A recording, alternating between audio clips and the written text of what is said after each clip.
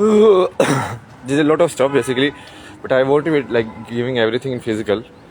I will send a lot of in like mental, like subtle wavelengths, because it's hard to like talking is slow, no, thinking is much faster.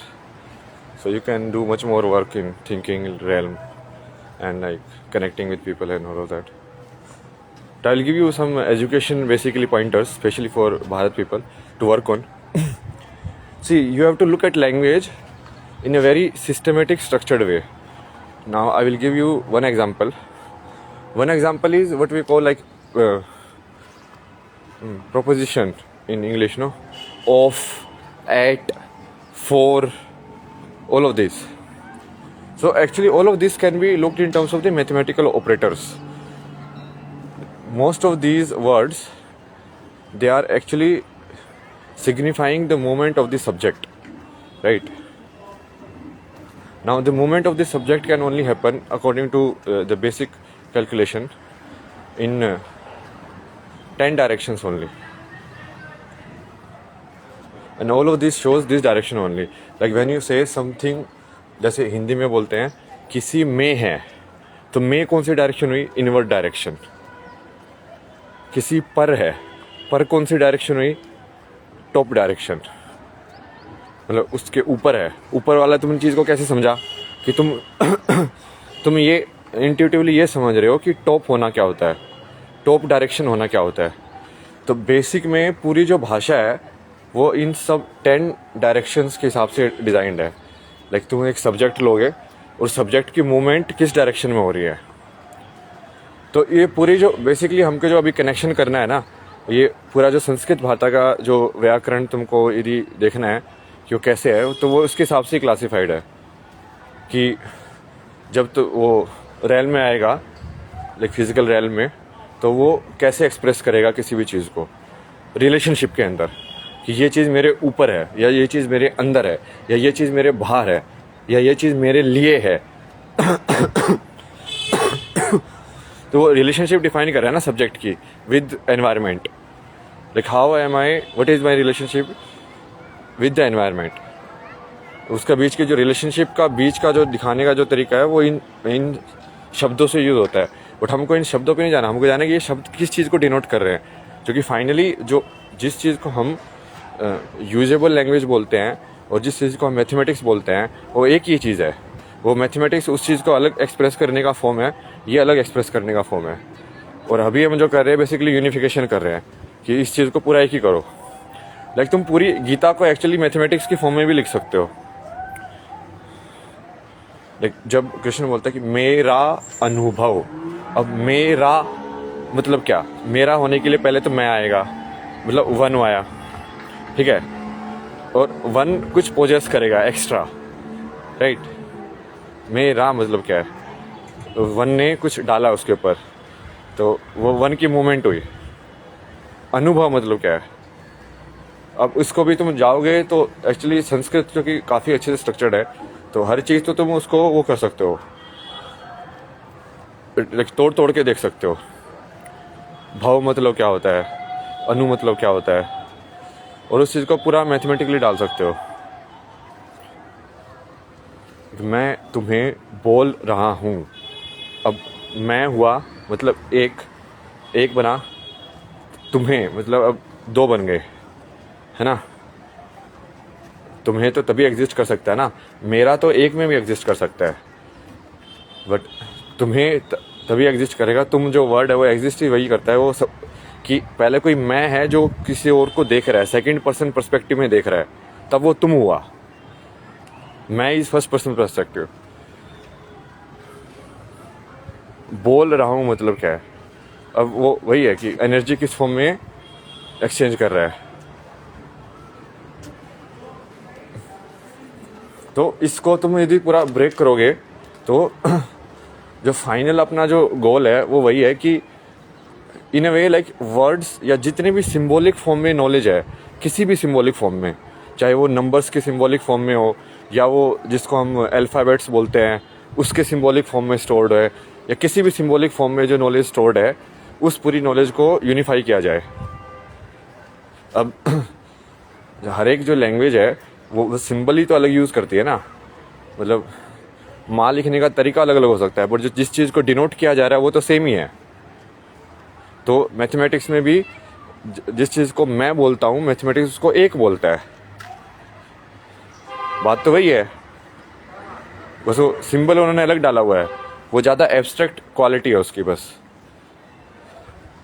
तो इस वाली चीज़ को जो unification करने का जो अपना पूरा प्रोसेस है, ये आज बेसिकली फिनिश हो जाएगा, क्योंकि ये वाला जो पूरा जो लिटरली काम था ना, इसी के लिए मेरे को ऋषिकेश में बिठाया था महादेव ने कि यहाँ बैठ के करिए पूरा ना।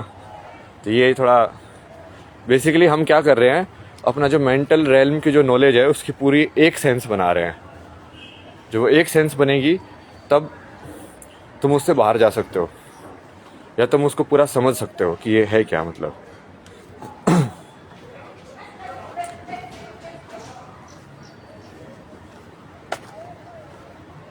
और बाकी तो लाइक चल ही रहा है काम अब तो मेरा सर्वे क्वेश्चन तो चल ही रहा है कि भाई मैं पागलों की तरह बोल रहा हूँ वो पागलपन है जो भी है, बट मैं बोल रहा हूँ कि मैं भगवान हूँ, ठीक है। अब तुम्हारा जवाब क्या है, हाँ या ना? तुम्हारा जवाब ना है, इसका मतलब मुझे यदि मैं भगवान हूँ और तुम्हारा जवाब ना है कि मैं नहीं हूँ, तो मेरी बनाई हुई सृष्टि में तुम कैसे एग्जिस्ट कर सकते हो? वो तो कॉन्ट्राडिक्टरी है।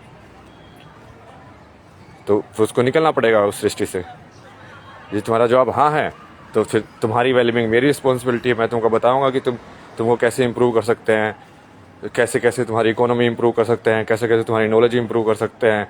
वो सब मेरी रिस्पॉन्सिबिलिटी है, चाहे वो किसी भी कंट्री का इंसान हो, कोई भी हो। बट ना वाले जवाब वाले को तो कुछ कर ही नहीं सकते ना, मतलब अब मैं क्यों अपनी शक्तियों का यूज़ करूँगा उसके लिए भाई, जब मैंने अपनी चीज़ बनाई है मतलब। और तुम मेरे खिलाफ ही उसमें वो अपने ईगो दिखा रहे हो, अहंकार बना के कि हाँ तो बाकी वो वाला काम तो चल ही रहा है। बहुत सारे लोगों का हिसाब कर दिया ना मैंने ये मतलब 2 लोगों का जवाब ही यस आया अभी तक, बाकी सबका नो ही आया है ये बाकी लोग वैसे तो वो महादेव के वो कर रहे हैं, मतलब बकचोदिया नमामि शमशान, सब राम की पूजा करते हैं। मैं बोल रहा भाई मैं राम हूँ, मेरे से पैसे ले रहा है बोले तू पैसे दे। मगर वो राम को मंदिर में बैठने के लिए भी पैसे लेते हो क्या, रेंट लेते हो तुम उससे कि भाई तेरे को हमने ये यहाँ पे बिठाया हुआ है, देखे ये 5,000 रुपये रेंट होगा। ये क्योंकि टेम्पल तो तुमने बनाया है ना, टेम्पल तुमने बनाया, उसके अंदर तुम मृत्यु के फॉर्म में भगवान को बिठाते हो, तो उससे भी रेंट लो, फिर भगवान से ही रेंट लेते हो तुम लोग वही है ना, ये मति भ्रम हो गया ना, जिसको ही वही बोलते ना कि जब बुद्धि भ्रष्ट हो जाती है इंसान की, तो उसको सही और गलत दिखाई नहीं देता, खुद का भी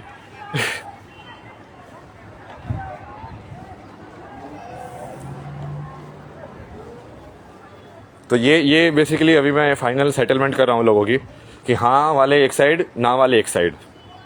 हाँ वालों को मैं अपनी पूरी ऊर्जा भेजूंगा, उनको मैं बिल्कुल अपग्रेड कर दूंगा, मतलब लाइक तुमको मैं ऐसा बना दूंगा कि तुम सोच ही नहीं पाओगे कि तुम भाई कैसे थे पहले। और ये सब तो तुमको पता है कि मैं कर सकता हूँ, क्योंकि मैंने मास लेवल पे इतने टाइम से यही किया है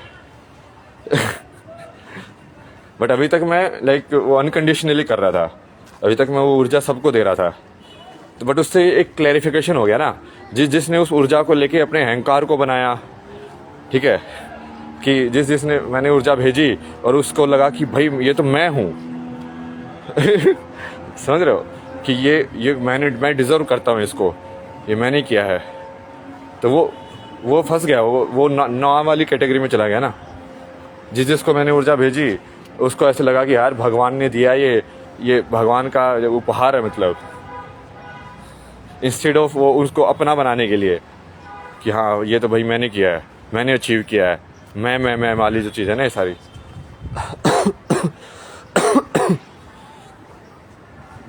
बहुत सारे लोगों से क्लैरिटी ले ली ना मैंने, क्योंकि बहुत सारे लोग हैं ना बेसिकली तुम्हारी एनर्जी तो चाहते हैं, तुम्हारी ऊर्जा चाहते हैं कि हाँ तुम्हारा, क्योंकि उनको पता है कि इसकी ऊर्जा जो है वो मैजिकल है बट वो जब तुम बोलते हो उनसे कि तुम मुझे लाइक मैंने तुमको दिया है ये सरेंडर करो तुम मुझे, तब वो सरेंडर नहीं करते हैं। उनको तुम्हारा ज्ञान भी चाहिए, उनको तुम्हारा सब कुछ चाहिए, बट तुम नहीं चाहिए तो वो तो वही वाली बात होगी ना अहंकार, वो रावण वाला अहंकार ही है। बाकी कैलिपुरुष का तो अपने लाइक मेन तो स्ट्रेटेजी बना ही लिया है, मेन तो उसको डिफीट कर दिया मैंने। अब उसको बस अब मेंटल में ऑलमोस्ट डिफीट हो चुका है ना। वो मेंटल में डिफीट होने का मतलब यही है कि यदि वो पूरी नॉलेज की यदि एक सेंस बन जाए तो तुम कहीं पे भी नहीं भाग सकते। जो कि जब तुम बोल रहे होते हो तो मेरे दिमाग में मैथमेटिकल इक्वेशन की फॉर्म में वो अंडरस्टैंड कर रहा हूँ मैं उसको कि 1+1=2। अब तुम 1+1=2 को डिनाई नहीं कर सकते ना कि नहीं नहीं 1+1 तो 3 भी हो सकता है। तो कि बहुत सारे लोग ये बकचोदिया कर रहे हैं ना कि मैं बोल रहा हूँ उनको भाई ये पूरा साइंटिफिक है कि ये लम साउंड यदि ये मूलाधार चक्रा की है तो वो है, यदि ओम साउंड यूनिवर्सल साउंड है तो वो है। अब उसमें तुम बोलोगे कि नहीं ओम की जगह हम अल्लाह बोल दे तो साले वो साइंटिफिक है, अल्लाह कैसे बोल दोगे भाई लाइक उसमें वही है लाइक साइंस को ही डिनाई करने पे तुले हुए लोग कि नहीं नहीं opinions matter, everyone has a subjective perspective. भाई अल्टीमेट ट्रुथ के बारे में, अल्टीमेट ट्रुथ का मतलब ही यही है कि वो एब्सोल्यूट ट्रुथ है, उसके बारे में कोई सब्जेक्टिव पर्सपेक्टिव नहीं हो सकता, इसलिए उसको एब्सोल्यूट ट्रुथ बोलते हैं। तो ये वाला तो चल ही रहा है। ये भारत में तो बहुत ही बुद्धिभ्रष्ट लोग हैं ना, एक से बढ़ के एक है भाई, एक से बढ़ के एक है। इनको थोड़ी सी मैंने ऊर्जा दे दी ना तो इनको लगा कि ये बड़े बड़े हो गए ये लोग, कि जैसे इन्होंने पता नहीं क्या कौन से कर्म किए होंगे इन्होंने कि हाँ इनको ये मिला है। तो इन सब का बेसिकली जो ना वाले हैं वो विनाश वाला करना है उनका, और जो हाँ वाले हैं उनकी सारी प्रोटेक्शन की जिम्मेदारी मेरी है, उनके सारे उत्थान की जिम्मेदारी मेरी है, उनकी सारी मुश्किलें मेरी मुश्किलें हैं। तुम अपनी लाइफ की जो तुम्हारी सफरिंग है तुम मुझे दे दो, कोई दिक्कत नहीं मेरे को। बट जो ना वाले हैं वो तो खत्म है, क्योंकि उनको तो मैं इस सृष्टि में रहने नहीं दूंगा अब। और यदि सही में यदि मैं सच बोल रहा हूँ कि मैं ही सृष्टि का रचयिता हूँ, मैं ही हूँ जिसने सब कुछ बनाया है, मेरा ही है सब कुछ, तो ये होगा फिर, राइट।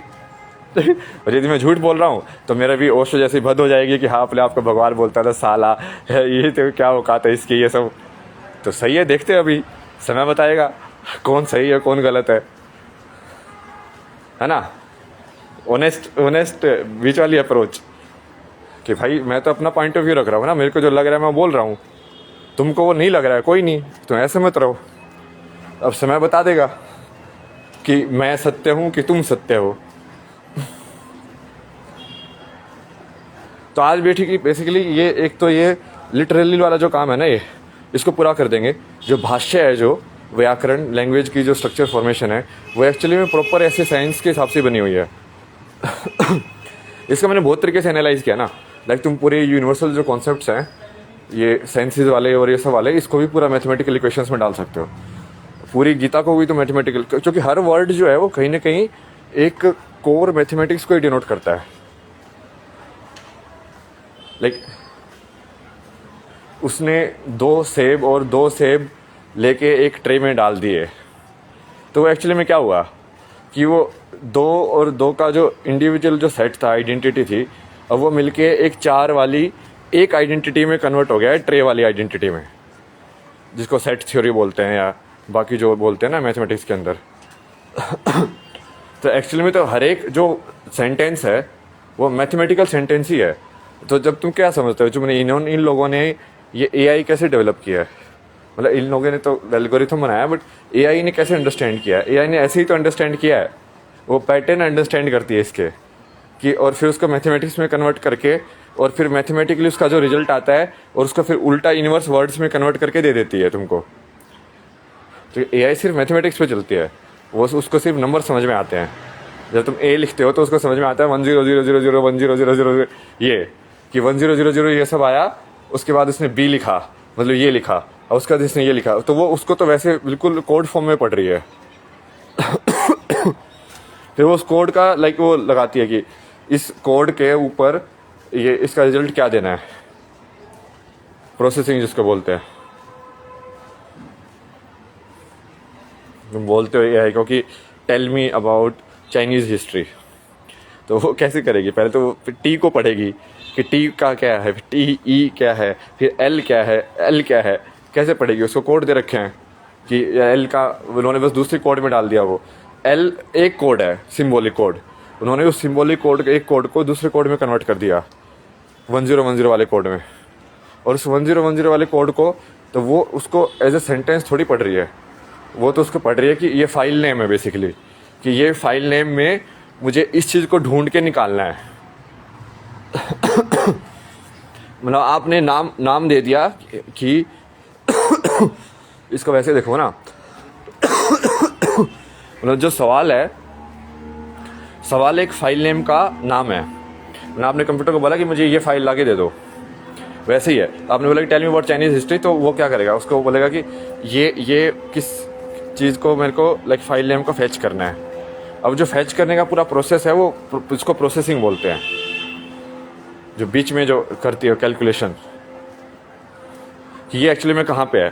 तो ये एक्चुअली में वैसे वाला ही एल्गोरिथम है ना, कि जैसे पानी को एक मेज में छोड़ दिया जाए, या किसी एंट को भी वो अपना पाथ कैसे फाइंड करती है, सेम ही तरीका है। इस एंट को यहाँ से वहाँ पहुँचना है, ठीक है, अब वो बीच वाला पाथ कैसे फाइंड कर रही है। ये वाली प्रॉब्लम्स काफ़ी पॉपुलर है ना वहाँ पे, लाइक ये 3 सेल्समैन प्रॉब्लम, ये सब ऐसे वाली, ये सब बेसिक ये एल्गोरिथमिक प्रॉब्लम है कि वो बीच वाला एल्गोरिथम कैसे होना चाहिए कि वो most efficient and most optimised form में आए, समझे। कि मैं लीस्ट टाइम में मैं यहाँ से वहाँ कैसे पहुँचूँ। तो तुम क्या करते हो, कौन सा रोड बेटर होगा, तो गूगल कैसे बताता कौन सा रोड बेटर होगा, वही करता है ना वो देखता है अच्छा ये ऑप्शन है, ये ऑप्शन है, ये ऑप्शन है, ये ऑप्शन है, अच्छा इसको बेटर वाला चाहिए, कम टाइम वाला चाहिए, अच्छा कम टाइम वाला ये है, वो वाला फाइल फैच करके तुमको दे देती है कि हाँ ये लो आंसर। बट वो फाइल फैच करने में उसने जो उसको पता किया कि कौन कौन से थे पहले तो, और कौन कौन से में फिर अब कौन से वाला जो है वो तुम्हें चाहिए, तो उसने इन्फॉर्मेशन ही फैच की ना, उसके पास सारी इन्फॉर्मेशन है, वो सारी इन्फॉर्मेशन में से कौन सी वाली इन्फॉर्मेशन की फ़ाइल तुमको चाहिए, वो तुमने नाम बताया उसको। तुमने नाम कैसे बताया, तुमने तो वर्ड्स में लिखा, बट उसको तो एक्चुअली मैथमेटिकल कोड में नाम पता चला है, और उस मैथमेटिकल कोड के हिसाब से वो फाइल फैच कर देगी। पहले जैसे ये चीज़ें थोड़ी समझ में डायरेक्ट थी, इसलिए वो लगता था कि ये इंटेलिजेंस नहीं है, बट एक्चुअली में तो वो भी इंटेलिजेंस ही थी। जब तुम कैलकुलेटर के ऊपर 2 × 3 = 2 लिखते हो, तो तुम क्या लिखते हो, वही तो कर रहे हो कि मुझे 2 × 3 = 2 ये जो फाइल नेम है इसका जवाब दे दो, तो वो उसका जवाब दे देता फैच करके कि इस ये फाइल नेम मतलब इसका उत्तर ये है। अब वो 2 × 3 की = की बजाय तुम उसको ये बोल रहे हो कि तीन लाइक दो लोग हैं, मतलब लाइक दो एप्पल है, यदि उन सारे एप्पल को मैं जोड़ दूं तो कितने एप्पल हो जाएंगे। अब एप्पल को यदि हटा दोगे, उस चीज़ को एब्स्ट्रैक्ट कर दोगे, तो वो सिर्फ दो रह जाएगा, इंस्टेड ऑफ कि 2 एप्पल और में 2 एप्पल जोड़ने हैं। जो जोड़ना है उसी को तो प्लस वाला साइन डाल दिया ना, मतलब उसका एक और सिंबॉलिक फॉर्म में कन्वर्ट कर दिया उन्होंने, एब्स्ट्रैक्ट फॉर्म में।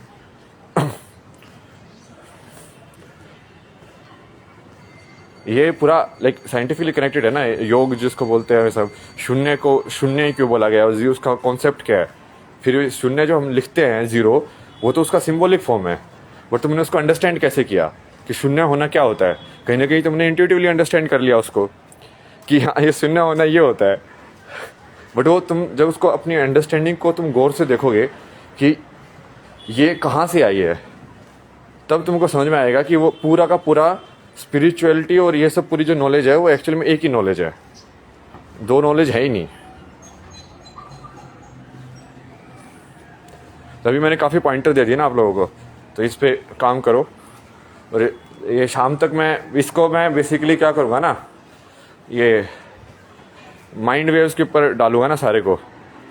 तो भारत में जो है वो इसको जो लोग थोड़ा कनेक्टेड हैं, अब जो मुझसे लाइक ऑनेस्टली कनेक्टेड है उसको डायरेक्टली वो इन नॉलेज मिल जाएगी, क्योंकि वो सीधा माइंड से माइंड पे चली जाएगी।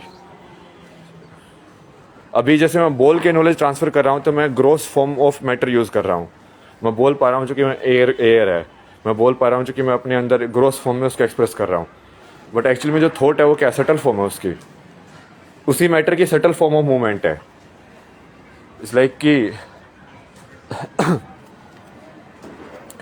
ट्रैप ट्रैप ऐसी होते हैं ना कि एक एक तार हिला, उसकी वजह से एक बड़ा सा पुल हिल गया। तो एक्चुअल में जो एक तार हिला वो मूवमेंट एक बड़ी मूवमेंट में कन्वर्ट हुई है। तो थॉट एक छोटी मूवमेंट है, वो छोटे मूवमेंट से एक फिर बड़ा मूवमेंट जो होते हैं उसको हम बोलना बोलते हैं physical world. But physical world में फिर टाइम जो है वो थोड़ा ज़्यादा लिमिटेड हो जाता है, तो क्योंकि यहाँ पे टाइम स्लो चलता है, मेंटल वर्ल्ड के अंदर टाइम फास्ट चलता है। तो मेंटल वर्ल्ड के अंदर हम बहुत सारी चीज़ें कर सकते हैं जो फिजिकल के अंदर फिर टाइम लगेगा उसको करने में।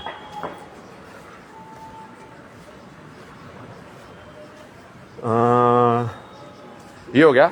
और दूसरा, ये जो चाइना वाले लोग हैं वो बेसिकली आज थोड़ा अपने ये ब्रेन में थोड़ा खुले रखे, क्योंकि मैं बहुत ज़्यादा वो एनर्जी भेज रहा हूँ ना, तुम्हारे कल्चर की पुरानी हिस्ट्री सारी, उसका मतलब क्या है और कैसे कैसे वो मैनिफेस्टेशन में कैसे कैसे करना है आगे। तो तुम लोग थोड़ा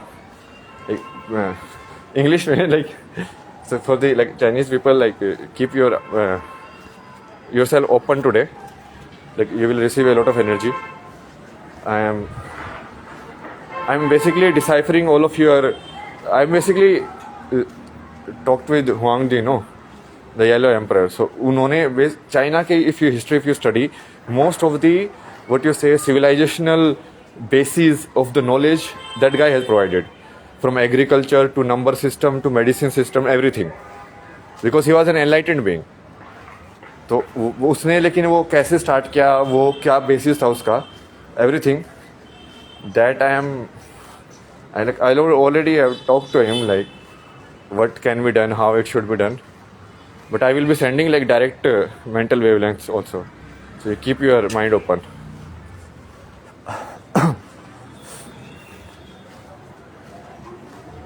Baki, we will all the people who say yes, them saying yes will at least mean that their heart chakra is open and they are connected to me by heart. So we will provide you like secret codes also to connect on telepathic wavelengths. But that can only happen if you are truly surrendered to me, because if truly surrender, only the mind becomes silent, and if the mind is silent, only then it can observe the subtle world. Only then it can do telepathy and all of that. And surrender is a very good way to make the mind silent. Like for most of the people it's very difficult because of the ego. So they were like, why should I surrender? Who is this guy?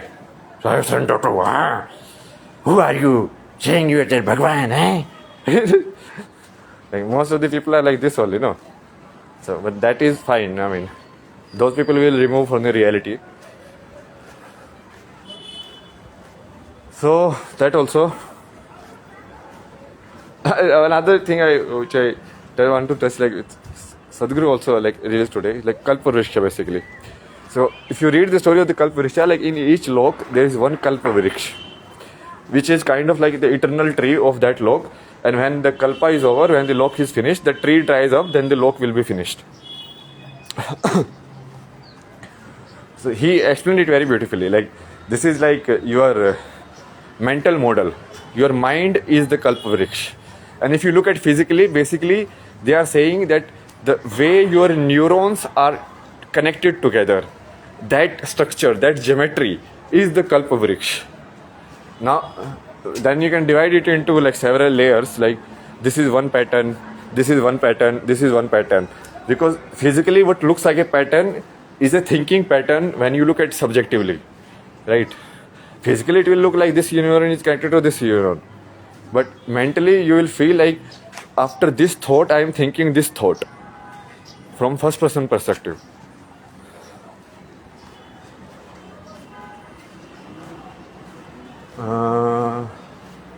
So the thinking wise and most of the realm are like this only, because the mind always stays.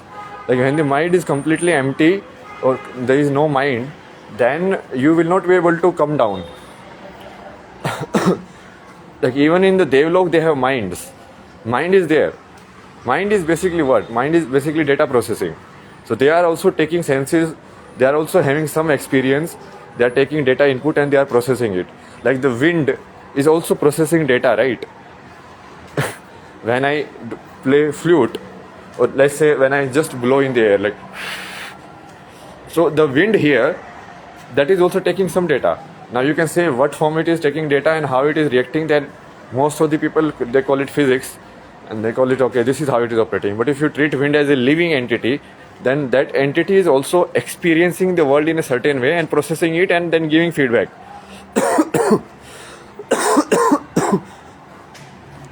Same thing we are doing, but we are doing it in a more, what you say, like diverse yantra. That yantra is much more like simpler in nature. So the mind is of a different quality. The mind of the gods, the wind god, the sun god, and all of these, there's a different quality of the mind. So that realm will have like a certain kind of kalpvriksha or certain kind of mind structure associated. Now that mind structure you cannot see by neuron arrangement, because it is not happening on the physical level. It is happening only on the data processing level. Or you can say like electron proton level, if you look at it like this. Or like quantum physics, like quantum will be going too deep. I mean, that's why also you can see it. Like when you go deeper and deeper, like gross level, when we say do and do things, we call it Newtonian physics, right? The 3 laws of Newton, if you push and pull and all of that. Then if you go deeper and deeper, more subtle, let's say electricity, which is basically what your mind operates on. So electromagnetic waves and their interaction, like how one electromagnetic wave interacts with another electromagnetic wave, or how one photon interacts with another photon. Now the photon is also a living entity, just like that solid block was there. So it also operates on some kind of input and output.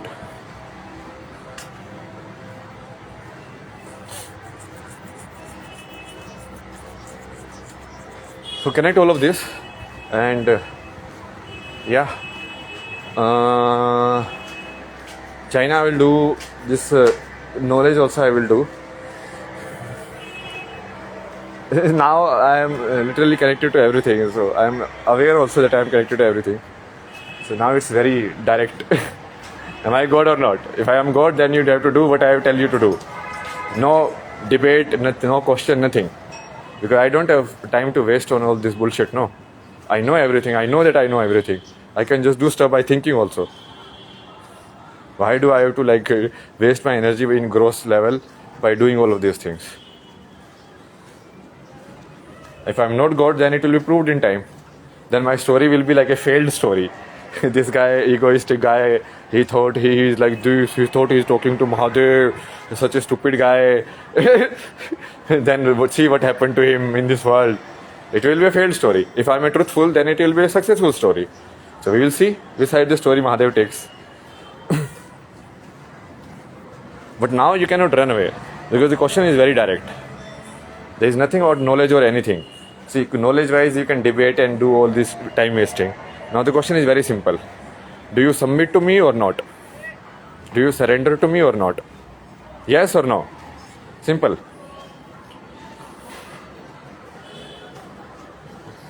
This is not like people cannot make excuses, no. This mathematics is too difficult. I cannot understand what you are saying. Or what you are saying is too difficult to do Kriya Yoga. I cannot do Pranayama. No, there is no question now. The question is very simple. The question is only of ego now. I am directly asking you, are you going to dissolve your ego or not? Yes or no? If you want to keep your ego, then you cannot stay in my world. Because in my world only I stay.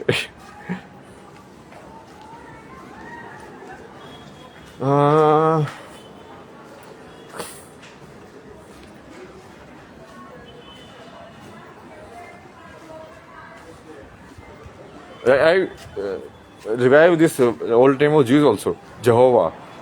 So, if you tune into this frequency, you will also get a lot of energy. Like Israel, because it is already promised, so I have to protect Israel. Geopolitics also I have done a lot of observation, but I have sent most of them on the mental wavelengths. Because it's when you do it in physical, it takes a lot of energy, plus it takes a lot of time. And because it's a limited time physical world, it's you cannot stretch the time also.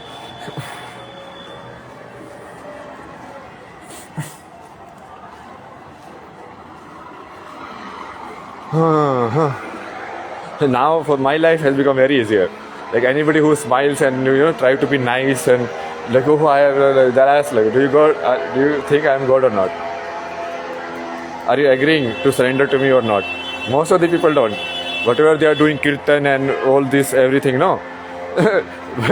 They will be like doing bhajan kirtan and then they won't submit to me. So basically they are just fake people. If you cannot see God in the real form, if you have to think, if you are like I'm confused. Confused means what? Confused is mental state. Mind gets confused. The heart doesn't get confused. I'm not asking you to think. I'm asking you to like feel from your heart. That's why people don't understand Radha though. There's the proper heart chakra opening, like, or even Draupadi. Like, think about the state Draupadi was in when she called Krishna. Now, for a normal person, like a normal person, they don't know what Bhagwan is. Now, Krishna is saying he's Bhagwan, but she doesn't know what Bhagwan means because she has never experienced it. She doesn't know what kind of power he can do, what kind of things he can do. So, just like, when something bad is happening and just like folding your hands and praying that please save me and kind of like expecting a miracle to happen, that requires a lot of trust. That requires opening your heart chakra and like trusting in that person. Like that person has said that I will come and protect you when you are in need. So it only depends on the trust of the Bhakt. Bhagwan can do anything for you, anything. And anything, I mean anything. like तुम्हारे हाथ पैर कटे हो गए उसको भी जुड़ जाएंगे. तुम यहाँ पे वहाँ पे हो वो सब भी ठीक हो जाएगा. सब कुछ हो सकता है दुनिया के अंदर, क्योंकि फाइनली वो एनर्जी का अरेंजमेंट ही है. तुमको यहाँ से उड़ के जाना है, सब कुछ हो सकता है. तुमको ट्रस्ट कितना है उसके ऊपर है बेसिकली. भगवान पे कितना ट्रस्ट है तुमको. तो जिस भक्तों की जितनी भी स्टोरीज है सारी ऐसी मिरेकल वाली स्टोरीज है ना. बड़ी बड़ी चीज़ें हुई उनके साथ क्योंकि उन्होंने ट्रस्ट किया. तो I am not even asking for Gyan Yoga और anything. I am just asking for directly Bhakti Yoga. Are you in my team और not in my team? Because now I am spending so much energy. I am giving all of this knowledge. I am sending like proper energy I am sending, then all of like this Asura and Rakshas also taking it and they are going against me only, so using my energy against me. So why would I give my energy to them? Like, so first of all I have to like kind of classify like these people are my people and these people are not my people. Then I send only my energy to the selected people. That's how we will build like this empath's circle also. So narcissist will be outside. Narcissist means people driven by the ego. They will be outside. We will build a self-surviving energy circle in ourselves. Okay, namaskaram.